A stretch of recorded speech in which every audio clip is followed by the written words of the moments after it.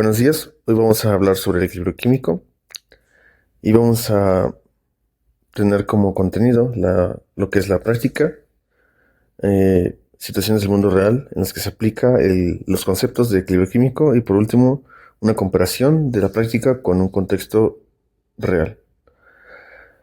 La práctica pues tenía como objetivo reconocer los factores que afectan el equilibrio químico y calcular la constante de equilibrio. Am, para iniciar, la constante de equilibrio, bueno, mejor dicho, el equilibrio químico se define como el estado en el que la velocidad en la que se forman productos es igual a la velocidad en que se forman los reactivos. O sea que la reacción se mueve en ambas direcciones, pero es igual en velocidad y por lo tanto la concentración de productos y reactivos ya no cambia. Por eso es que es un equilibrio. El procedimiento fue primero preparar la disolución de tiocianato de sodio más nitrato de hierro. La disolución de tiocianato de sodio fue la misma, pero la de nitrato de hierro fueron variando dependiendo del tubo de ensayo. Tenemos la ecuación que nos relaciona los productos y los reactivos y al final hicimos una medición y registro de las absorbancias para cada disolución que tenía diferentes concentraciones de nitrato de hierro. Como resultados, pues calculamos las concentraciones de productos, y esto pues relacionado con la absorbancia, dividido entre la constante de absortividad molar, que es específica para el equipo, y eso lo hicimos para cada concentración, para cada disolución. Luego calculamos también la concentración de reactivos previos a la reacción y concentración de reactivos um, en el equilibrio, que es solo una resta. Finalmente, calculamos la constante de equilibrio químico, que fue la relación entre estas concentraciones, y para cada diferente disolución, lo que encontramos es que son aproximadamente lo mismo, a pequeñas variaciones, pero en promedio nos dio un valor de 72.428 moles a la menos 1, que básicamente significa que no importa la concentración, sino la temperatura, entre otras variables, los que afectan la constante de equilibrio. Ahora les voy a explicar cómo se aplica el equilibrio químico en la industria usando como ejemplo el proceso Haber-Bosch para producir amoníaco. En este proceso, el nitrógeno e hidrógeno reaccionan en un reactor a altas presiones, alrededor de 200 atmósferas, y temperaturas alrededor de unos 450 grados Celsius en la presencia de un catalizador de hierro. El catalizador acelera la reacción sin consumirse, ayudando a romper los enlaces de nitrógeno para formar amoníaco. La termodinámica es fundamental aquí para saber exactamente cómo ajustar presión y temperatura, ya que a mayor presión se favorece la formación de amoníaco, pero a temperaturas muy altas la reacción es menos eficiente. Se busca un equilibrio que optimice producción, seguridad y costos. Además, el amoníaco producido es vital como fertilizante, pero también responsable de emisiones de CO2, por lo que controlar bien el equilibrio ayuda a hacer el proceso más sostenible. Ahora, para la investigación científica, un ejemplo para el equilibrio químico es la remediación ambiental para eliminar metales pesados contaminantes. Estos metales forman complejos químicos estables, pero que pueden liberarse o reaccionar dependiendo del equilibrio químico del sistema.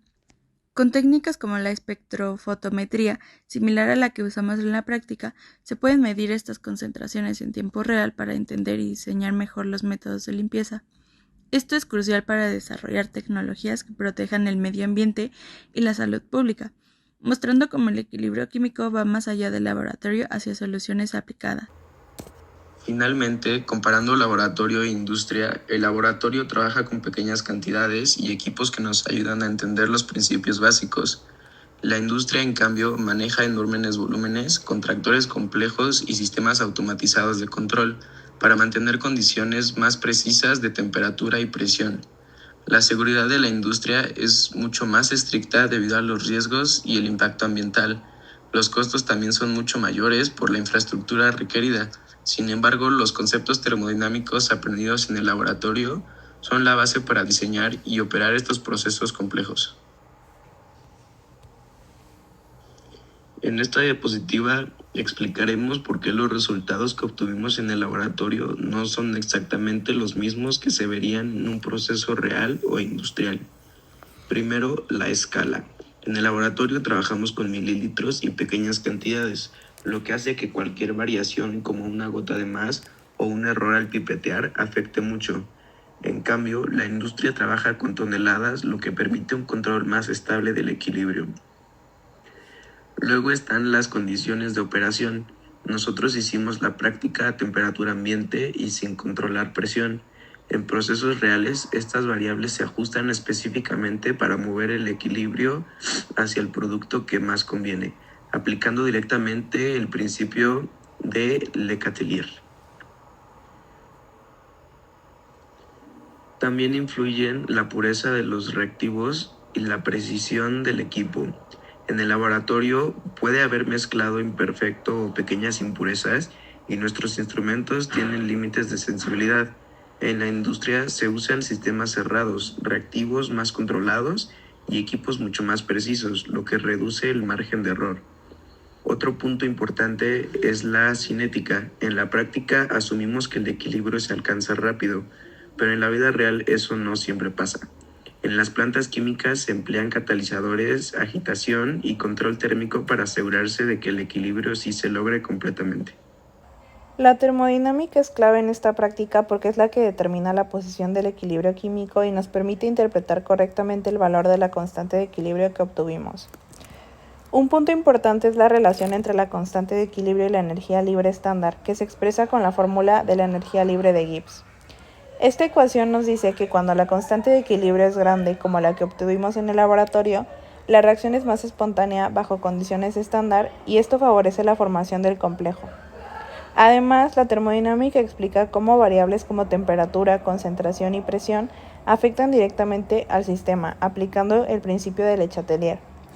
En la industria estos principios se usan para elegir las condiciones óptimas de operación y así maximizar el rendimiento, reducir costos y mantener la seguridad del proceso. Es decir, sin termodinámica no podríamos controlar ni optimizar ningún proceso químico, ni en el laboratorio ni en el mundo real. Como conclusión, esta práctica nos permitió ver en la vida real cómo funciona un equilibrio químico y cómo podemos medirlo utilizando espectrofotometría. Pudimos relacionar la teoría con datos experimentales y entender cómo los cambios en concentración o condiciones modifican el equilibrio. También vimos que, aunque en el laboratorio y la industria se usan los mismos principios, los resultados son diferentes, porque la industria trabaja con mayor control, precisión y escala. En general, esta práctica nos ayuda a comprender mejor cómo se comportan los sistemas químicos y por qué dominar estos conceptos es clave para nuestro futuro profesional. Gracias por su atención. A continuación están las referencias que utilizamos para basar nuestra investigación.